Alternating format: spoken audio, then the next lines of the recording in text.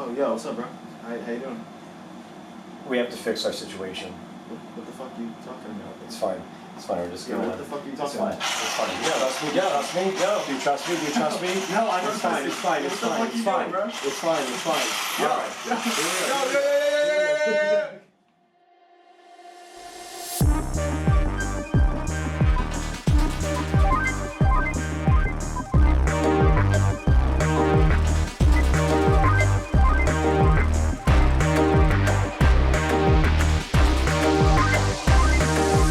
Welcome to the Real Riff podcast. My name is Bill Markey. My name's Thomas Angelo. And this week we are talking about the movie Together. Together is a romantic body horror movie which is written and directed by Michael Shanks, actually directorial debut, and it stars, didn't know that. It stars Dave Franco and Alison Breen, who are married in real life. They are a couple who move to the countryside and find themselves encountering a mysterious force that horrifically causes changes in their bodies in which it wants to draw them together. Now, again, this movie, written and directed by Michael Shanks, it is produced by Dave Franco, Alison Brie, and a litany of other individuals, starring Dave Franco, Alison Brie. Cinematography, Jermaine McMicking, awesome name. Music by Cornell Wilczek. Sorry if I pronounced that wrong. It's distributed by Neon. Mm-hmm. It's produced by Picture Start, Tango Entertainment, 30 West, 121 Princess Pictures. Came out January 26th of this year, of course. Its runtime, 102 minutes. Its budget was $17 million, and as of right now, it's at about $11 million. So, What do I think? what'd you think of Together? Really, really loved this one. This was I'm actually happy we're talking about this after Fantastic Four, just because you're going from a movie that I really did not like to a movie that I really loved. Like, this one made me really this movie was a horror film that got under my skin, and that does not happen a lot. Like, Eddington got under my skin a little bit, you know, because this is the Ari Aster signature, like, creepiness and weirdness. This is a straight up horror film that actually got under my skin.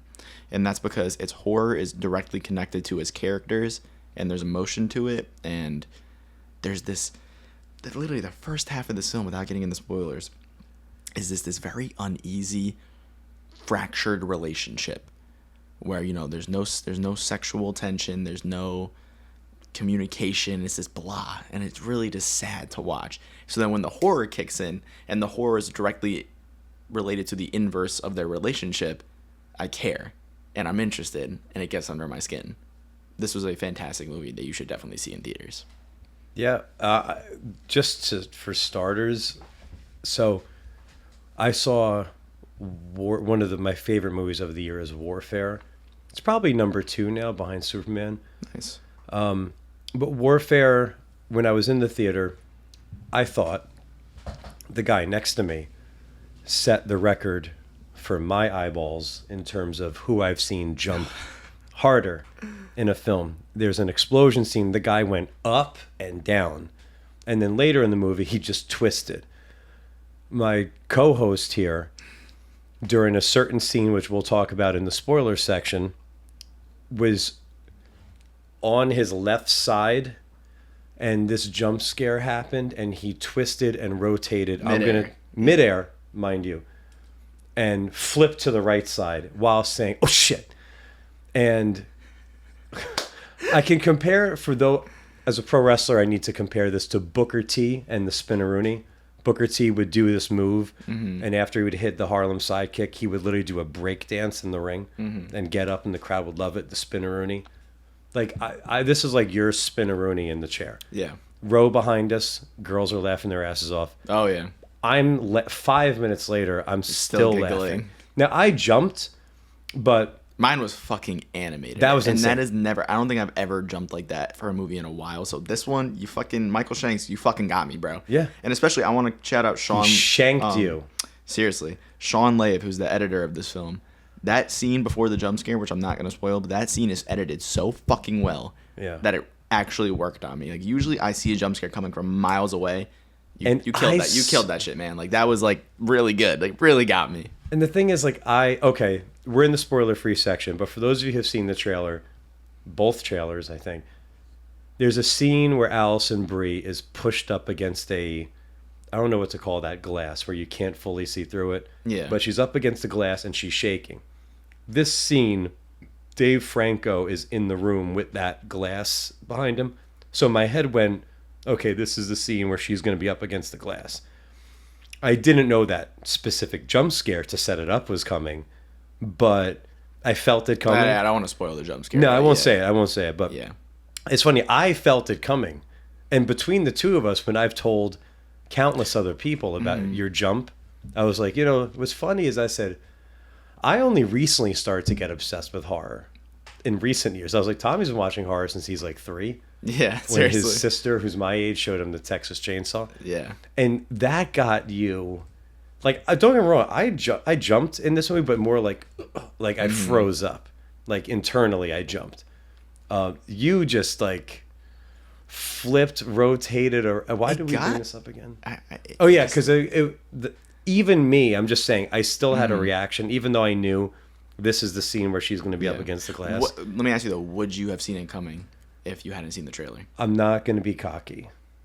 Oh, yes. Okay. I'm not going to be cocky. Because the way the camera was moving, the way it was edited, I didn't feel one coming. I thought the scene was going to continue with him getting up. So when it didn't happen to what my brain thought, it got me. I thought the opposite. Okay. I thought she's coming down the stairs. Yeah. That's what I really did. Man, and I'm not trying to be that guy who's like ahead of the movie or whatever. I really saw that coming. You thought you saw it. It worked. The movie worked its magic on me. Yeah. And it's a testament to the filmmaking. I'm not just bringing it up to be like, oh, this movie has one of the best jump scares ever.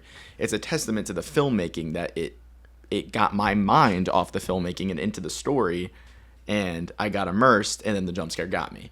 Like, that's a testament to the filmmaking. And that's why I think, because not only does the filmmaking directly correlate to the horror, the characters do.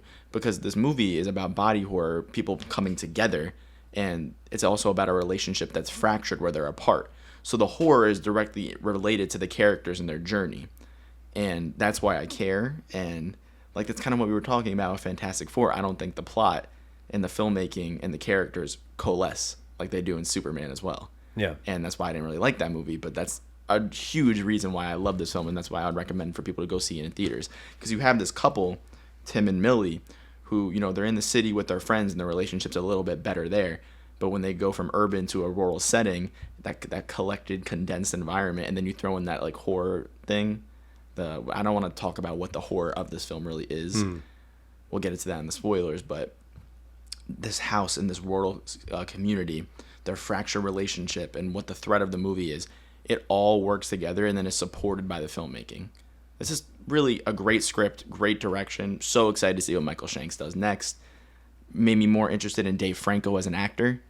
Alison Brie I've always liked, but it makes me so much more interested to see what he's doing next. My cat is right under the tripod. Please, she's not. No, she's not. She's not. Look how fat she is. Wow. I need to. That's why her fur is all. People are like, why the fuck are they talking about this cat? Why are they staring at the ground? That's our real Riff mascot, Hella. So anyway, we just exposed her in the apartment. Seriously. Anyway. No, we're at the studio right now. We're at the studio apartment. So, no, it's not a studio apartment. So, before I say so again, because I've said it 3 times in a row, did this movie, one of the reasons why you specifically, because I know for me this is one of the reasons why, and it goes into what you were saying, or as I think it does, where it reminded me of Ari Aster's, who's one of our boys, his Hereditary and Midsummer, where before we get to the true horror, Michael Shanks, he sets it up by showing you like, okay, here's the first issue of the film. Amongst the characters is a fractured relationship. He's setting up what's going on, similar to Florence Pugh and Jack Rayner, similar to Toni Collette and her family. Yes. this movie sets up. So that's just a sign of a good screenplay and someone who knows what they're doing. But with is that story. why you like? It's Yeah, a similar way. when It sets up all this bullshit. When amongst the everything characters, not bullshit. like perfect movies to me are movies where all the sides of the filmmaking, acting, story, the filmmaking itself, the genre that it's taking place in, when it all coalesces. And this movie has that how it all coalesces. And there's even some great comedy in this, like subtle comedy, like little music stingers that are goofy. Yeah, that almost threw me off a little bit. That I'm like, you know what, it kind of works because I see Dave Franco. I think comedy like. Eddington did that too. Eddington did that too. With the music. Yes, like the dramatic, the overly dramatic music. I at first I didn't like it in this movie, but the more I thought about it, the more it worked for me. You know, this kind of reminds me, the more I think about it, of Florence Pugh and Jack Rayner in Midsummer, where not only is the relationship falling apart, and they have a way more fractured relationship too. Well, it's falling apart, and they go to the countryside. They go to another country, but they literally go on an excursion together. Yeah. I guess in hopes, in a way, that maybe that could maybe help, even though Jack Rayner thinks it's all is lost. How did we lead into? I just lost my train of thought. No, you're good. But I'm sorry. Midsummer. So this reminds me a lot of it because like it's not just things aren't going good, but as the audience member and somebody, we've both been in relationships or just the struggles of trying to figure out how to maybe, how do we navigate this thing with this, individual, whatever. We've had the awkwardness, but this movie doesn't just show you, here's a fractured relationship. It gives you these cringy moments that are very real world. It's not just... There's a scene in a bathroom. Yes. That is, oof. I can't wait to get into the spoilers because that scene fucked with me. We're going to get into spoilers in like a minute or two. Yeah, because you can't really talk about this one. Again, I'm kind of rambling here, but it doesn't just give us, fractured relationship. Yeah. You're watching, maybe it's like the modern day movies do that better, is they're not just showing, fractured relationship. They're showing like all these fucking awkward moments around their friends, these conversations where somebody says something. I felt the Ari Aster influences in this film. Yeah. There's a scare early in the film that involves a bed, and it was shot very similar to an Ari Aster scare. I don't have hair on my arms, but I just got the goosebumps. I get the chills. That scene scared me. When I was leaving Fantastic Four with my friends the other night, my one friend Angie, she had like other friends who were coming out of together that she knew, and I was talking about it with them. And the one kid said that scare like fucked with him, like really that badly. got me. Yeah. Let's just go into spoilers. Yeah. Is Right. that So, cool? but yeah, just so you guys know, like I really recommend this one to go see in theaters. I think it deserves a lot of love. I think this is one of the best horror films in a while, and it also got me, like a horror junkie, to fucking jump out of my skin, like literally. I was just kind of like white as a ghost. I was hitting bad. for the people on the video. Like I was hitting this, like hiding. I was hiding from the screen. That's what I did during Bring Her Back. I was hiding. Yeah. And actually, what I did in Cinemark, they now have trays that swing in front of your seats. You were covering it. Yeah. I was holding it, telling myself, don't look away, because I wanted to look away at different times. But not because it was just scaring me. The anticipation was getting me. Let me ask you a question before we go into spoilers. As somebody who's a huge horror fan, meaning you, I am too, but you're on a higher level than I am with that. Do you think, for the most part, horror, even though you could watch it at home, you could turn the lights out, you can just get the creepy glow from the TV, do you think horror as a whole is best served, in theaters? Not just this movie, but that genre itself. Depends. Like if it's a really great horror movie and it's using its filmmaking to its advantage, like this movie does, you gotta see it in theaters. Because that jump scare, I think, is stronger for you having the loudness. And I'm just happy theater. I didn't see the trailers. This is why I don't watch trailers anymore. That would have been ruined for me. And well, they don't even show. We're in spoilers when she slams. Yeah. Can we just talk about it? Yeah. Let's move in the spoilers, but go see together. Go see it together. Yeah. So go see together. So even at one point I was like hitting the seat. I was almost going to grab your leg.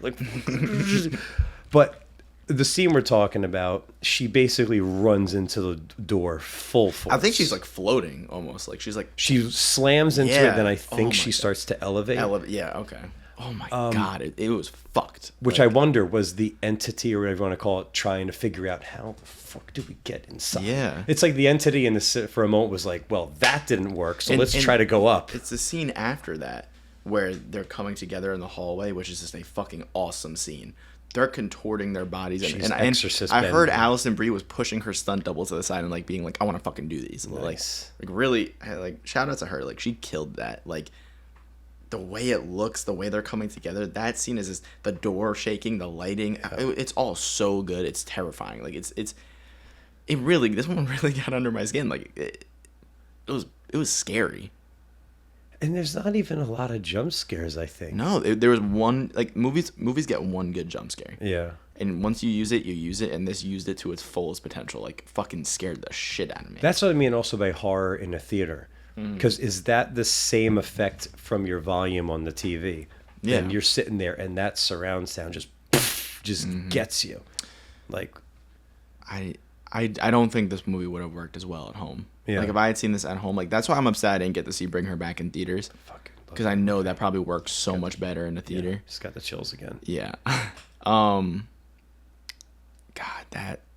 this one really worked. And there's something about, like, movies where people, like, move to, like, rural destinations that always get under my skin. And I think also because this was about, like, a fractured relationship.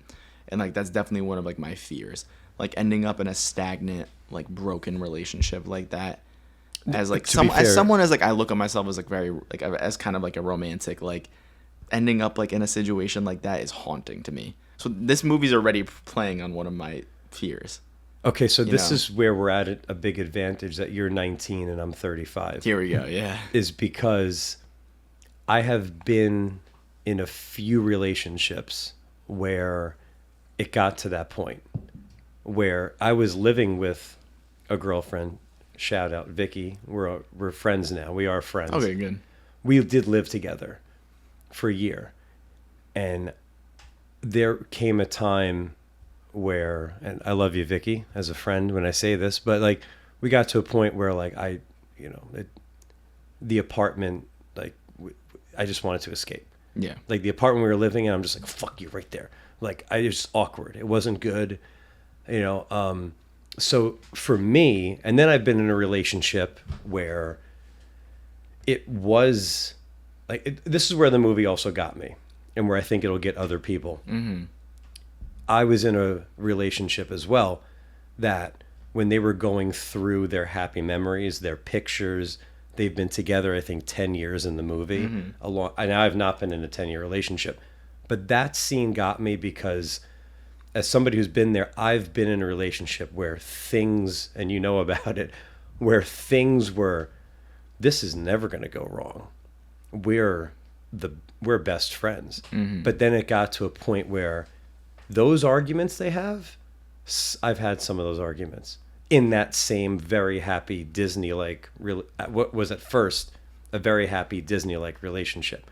So for me, on those levels, it also makes me cringe. It makes me reflect. It makes me think more. Like, and that got me. Like, that's your fear, and I've lived it. Yeah. I think a lot of us have lived it, whether it's through a regular just boyfriend, girlfriend, or husband, wife, where it's like, oh shit, we're at a point where things are not intimately good. Things are not energy spiritually good. Like, we just can't, like, get on the same page. Mm-hmm. So I think that's another part where this movie does a really good job. Especially that first half of the movie. Yeah, that's why I keep saying it. It's not just, the fractured relationship, but when the arguments. She says something to him at one point, and even I went, ooh. Like, she says something about there was something that she said where I was like, oh, fuck. Like, it was when they're outside in the hall, outside, and oh, fuck. What did she say? I don't remember. She says something. She says something really mean that stung me. It's almost something. She says something that I think alludes to, I regret this relationship. Yeah, something like that. A huge, like, make it seem like it's a huge regret. Yep. But that also plays into the idea of Dave Franco and Alison Brie are together in real life. Married. I didn't know that. For 13 years. Well, I don't know if they're married for 13 years. I don't know exactly how long they're married for, but I know they've been together for 13 years as a couple. And that reminded me a lot of Eyes Wide Shut.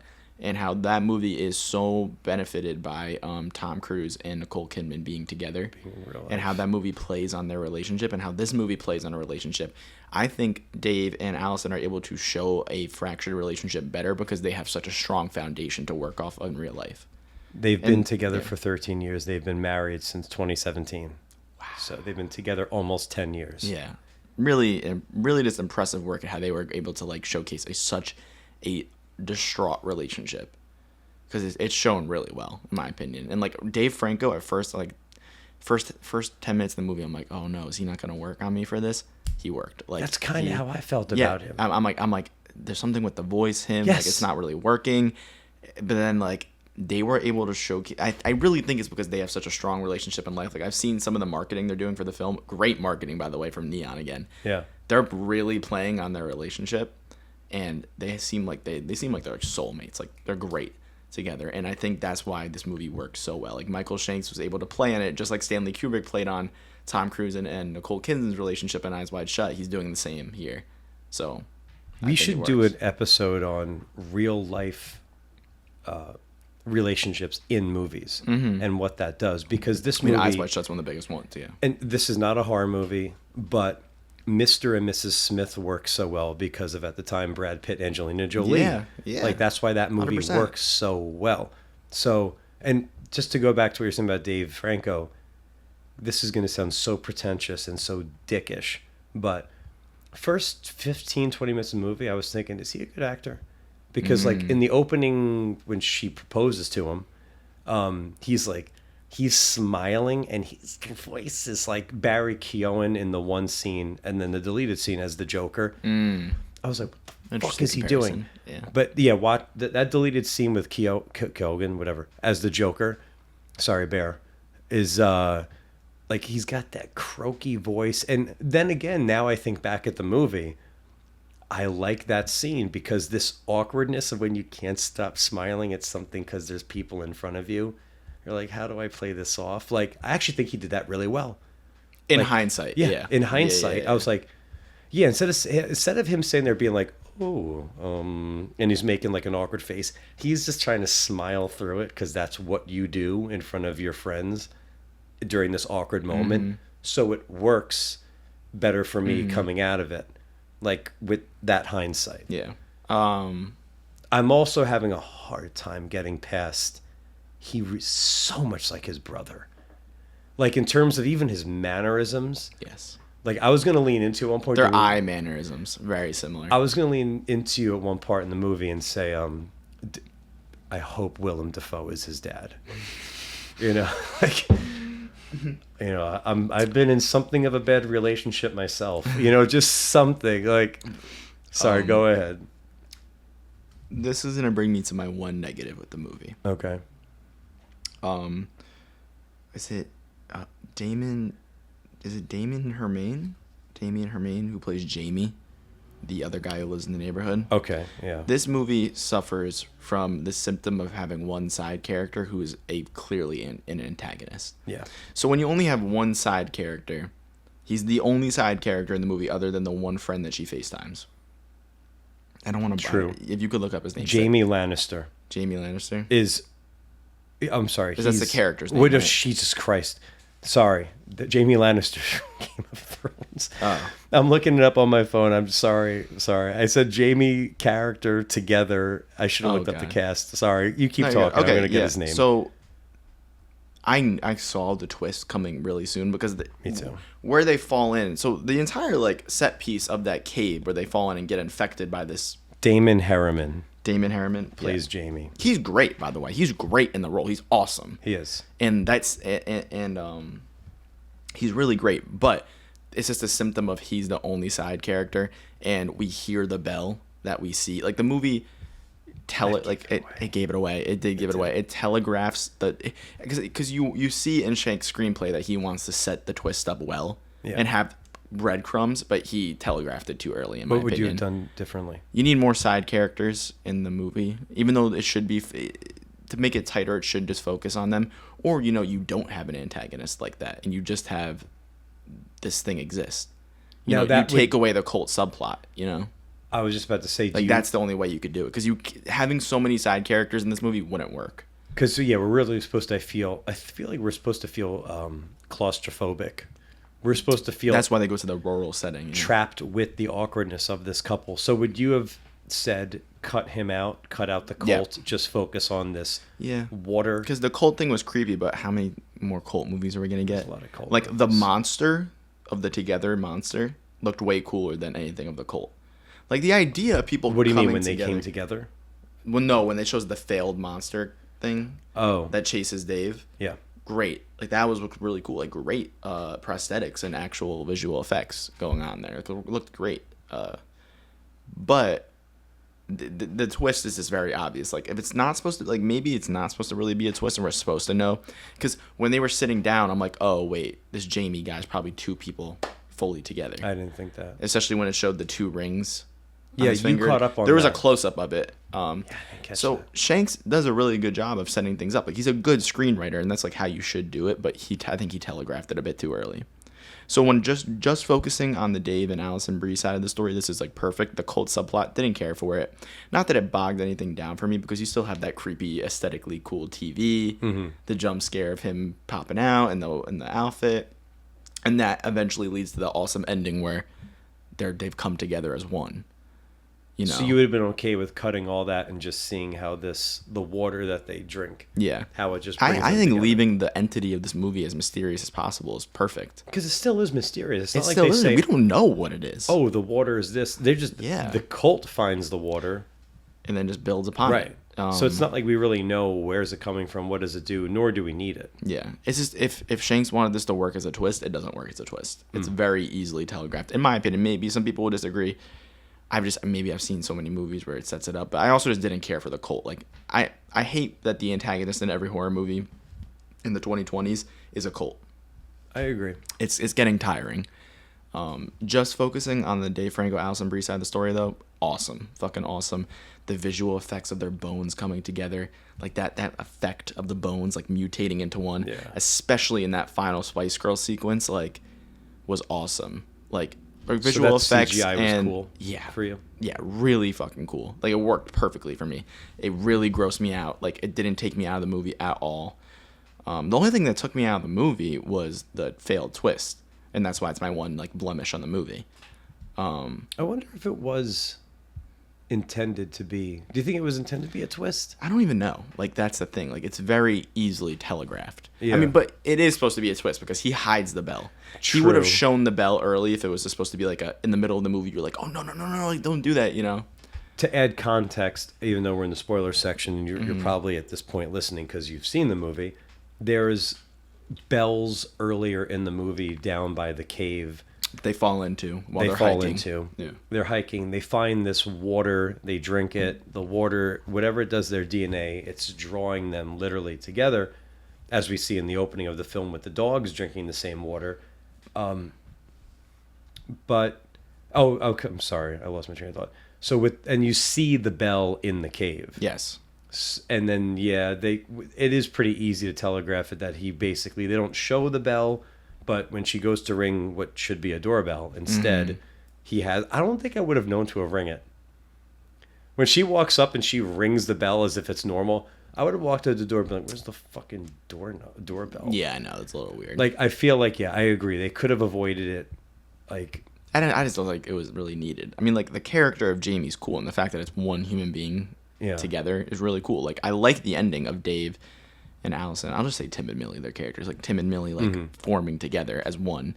It looked a little weird, looked a little goofy. And I could tell for some people behind us it didn't work, the ending. The ending shot. The ending shot where is them together. Merged together. But I really like the Spice Girls sequence and them coming together. And, like, there's something beautiful about, like, Tim was like, you know what, let me go on a hike with her, you know, just like try and like help our relationship. And then that is what like brings them together. Like that hike that leads to them actually coming together as one family unit. Yeah. It's kind of beautiful in a way. I don't know. Beautiful. It's like it's like fucked up but beautiful. Like that he tried to do something good for their relationship, it led to something bad, but then they came together as one. It's like this like weird butterfly effect that's like fucked up. I wonder, I'm only having this thought Just right interesting. now. I didn't have this thought beforehand. I mean, so the thing is, they come together, but did they have a choice? They didn't, and that's The thing. It's like, so they came it together. it forced them to come together. So maybe yeah. they still aren't. Like, that's the question. Like, maybe they aren't right for each other. Yeah, this literally... And that's kind of like the tragedy of the story. Is this almost like a couple who gets married who shouldn't be getting married? Yeah, like maybe this is like a, you know, little like cautionary tale of like, this is what it looks like to get stuck in a bad relationship, Right. and you have to you're forced to come together, and it's not good. Right. They still seem to love each other. Like, the movie leaves that as a mysterious conflict, and that's left to the viewer to interpret as like, you know, like, is this a cautionary tale, or is this like a beautiful tale of like love?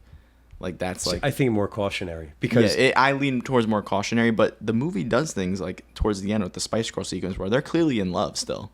they are, and it's like, I mean, I guess maybe you can argue this brings them more together, but they had literally no choice. Yeah. That's the thing. And again, now the real life things are like, what are things that bring people together, even though nothing, you know, people can just get divorced, and you know about that and whatnot. Yeah. There are things in real life that brings couples together that are a little more, I don't know, like concrete, like, getting married, having children. And sometimes people, and I've had multiple clients and friends of mine who have been through divorce, where they feel like they're stuck, like, because, we're married, we share bank accounts, we have kids. How am I going to get out of this? How am I going to navigate this? I do think, I say that to say, I think it's a cautionary tale saying, if it's not right, you can, you know, assess where you're at and get out. But with these two people, the thing that binds them together is literally something that the other things I just mentioned, you can get out of. You can divorce, you can split the assets, you can figure out who's seeing the kids on what weekends. That's why I believe, like, I don't know if it's a love story, because they end up giving into the thing that they actually can't get out of unless they die. Yeah. Unless they kill themselves. And you know what? That's why I just say, I think it's more cautionary. But I like how the movie leaves this up to our interpretation, because that's a very interesting conversation. Like, I'm gonna see this with my sister again, because I want to see it again. And I'm interested to see how she feels about that ending, because I think people are gonna like I'm interested to see what people, you know, who watch us think about this, because like this ending can be interpreted in a lot of different interesting ways. Like, is it beautiful? Is it sad? Is it evil? Is it horrific? Like, there's so many like different interpretations of this. What's your final verdict on, if you had to pick one, Yeah. love tale or cautionary tale? I lean more towards cautionary tale, but there's something really romantic about that final scene too. There is. Of like this like embrace of death, even though they're not dying. Like, in my head, I'm like, how does this work? Like, are they able to interpret each other's thoughts while they're merged together? Or is it just one unit? Like, I'm interested in the mechanics and the science of it, because like, is it two humans in one, or is it one human? I think it's 2 in 1. So is their brain, is it a 50-50 split of their brain? Like 50% Tim, 50% Well, that Billy, we and they're don't thinking, know. like, can they talk to each other in their mind? Right. Like, there's so many interesting mechanics of this monster or entity. Like, I'm so just curious, but I'm glad the movie left that mystery, because it's so much more interesting to talk and think about these things than it is to get any sort of answers. Because Damon Harriman's character, Jamie, Yeah. when she hits him in the face, you see the other Oh my God, that was brilliant. person. That was a great little moment. So physically, I mean, the other guy's in there.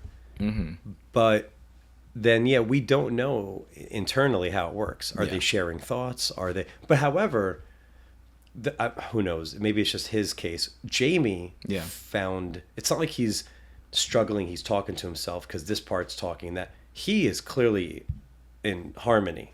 Yeah. Like, he seems happy. He's not like during the movie he's twitching and talking. Like, stop, don't do that. Like, talking he's amongst... living a good life, apparently. Right, so...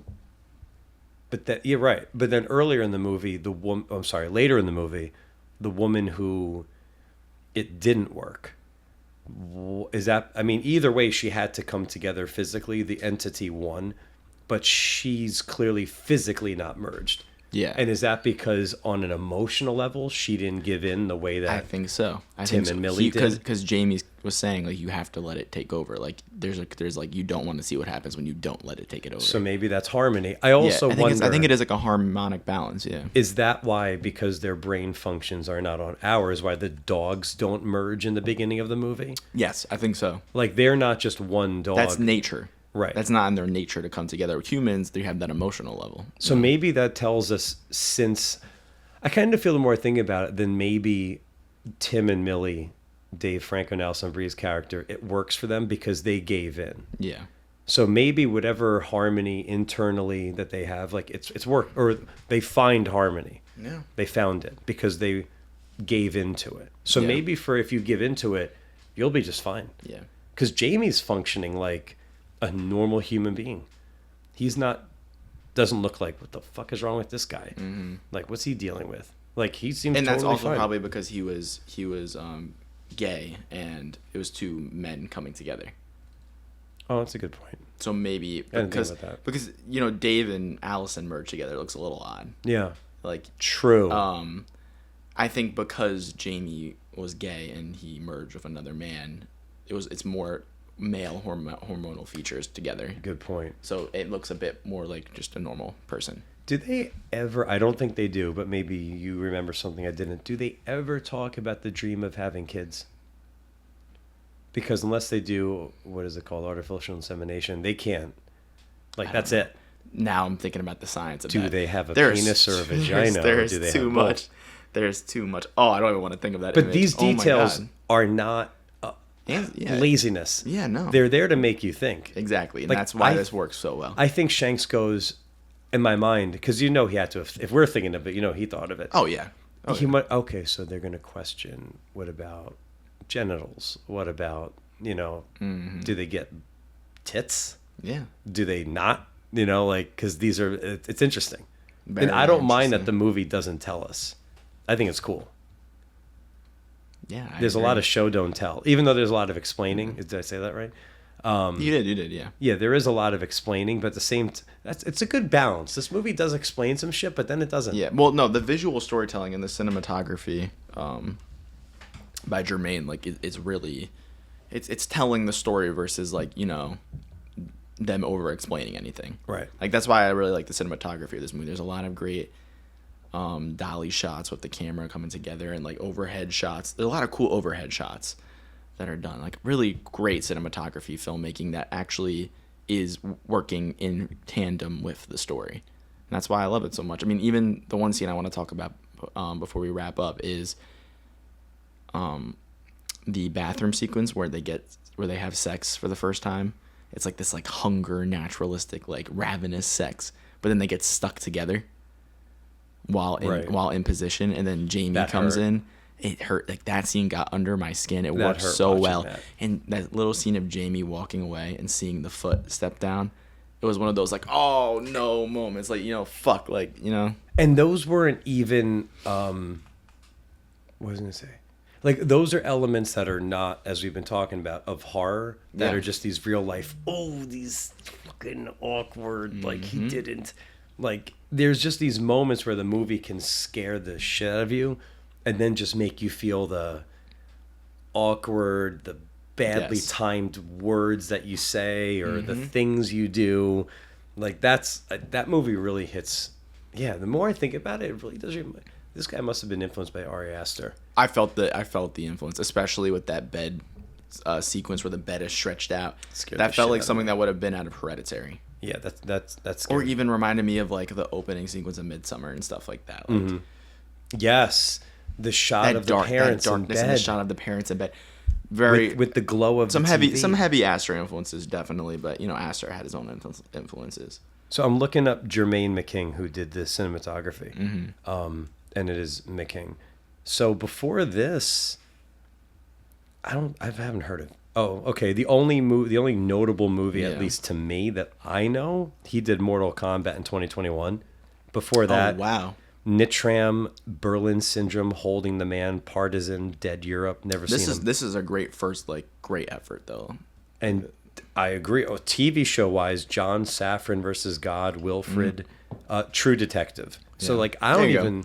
I mean, the fact that Michael Shanks is a directorial debut, you could feel that in the screenplay. It's a little bit perfect in terms of the cult storyline and the set telegraph of those setups. But this is an insane directorial debut. Like having your direction down so well. Like I could see like he has his own personal direction that coalesces with the characters and the genre. That coalesces with the actual cinematography and editing choices. Like it's just really big ups to him for this being a directorial debut and it working so well. And I think because he had the magic of Dave and Allison being together, he was able to utilize that to his success here. Really, really great movie here. Really great horror film. Before we get into some final thoughts and the riff rating, earlier in the movie, earlier in the year we saw Opus with A.O. Edeberry and John Malkovich, and we were another cult movie, another movie where our character goes to this faraway place. Ultimately, a cult is running some shit. This movie has similar through lines. That was a criticism for us of Opus. Doesn't seem why for you in this movie, even though the cult was like, did we need it is a criticism in this movie. It works better though. I don't know if it works better. Oh, you don't think so? It's a criticism. I would take it out Okay. in this movie. I don't care for that. I think Jamie as a character is cool. The whole cult subplot, don't give a fuck about. Like that's my one blemish in the movie. Okay. That's why this isn't a perfect horror movie to me. Because I was going to ask, It's are you? that's where the screenplay gets a little like perfectly telegraphing and setting that up, and like it's losing me a little bit there. I don't really care for that. Like if this was just a completely, like the entity's completely mysterious, and we just get that creature in the cave, would have scared me more than the cult. Me personally, I don't care for the cult. It feels like every horror movie has a cult now. I mean, even fucking Maxine had a cult. Opus had a cult. Midsommar had a cult. It feels like every fucking horror movie since Midsommar, the antagonist is a cult. Like, stop doing that. Like, I was only going to you ask have if such it a works great better. mysterious entity. I think it works better here just because it's a better movie, and the filmmaking is tying more into it. But, it's definitely the one blemish that this movie has, in my opinion, is just that cult subplot, and I would have taken it out and just left it be a completely, claustrophobic tale.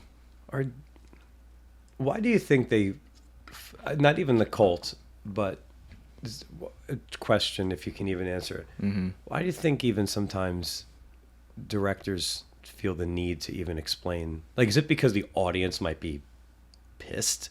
If don't leave out this explanation for X, Y, and Z.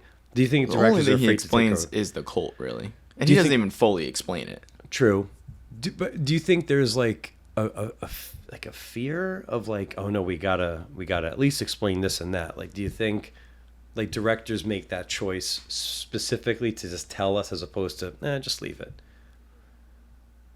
Well, I mean, I think you want to have the breadcrumbs, and you feel that with the bell and everything, and that's like considered good screenwriting, but you don't want to get too lost in the sauce there. And like I think it would have been left best alone. Like let this entity be so mysterious that it really gets under my skin. The whole cult explanation, I'm just like, another cult.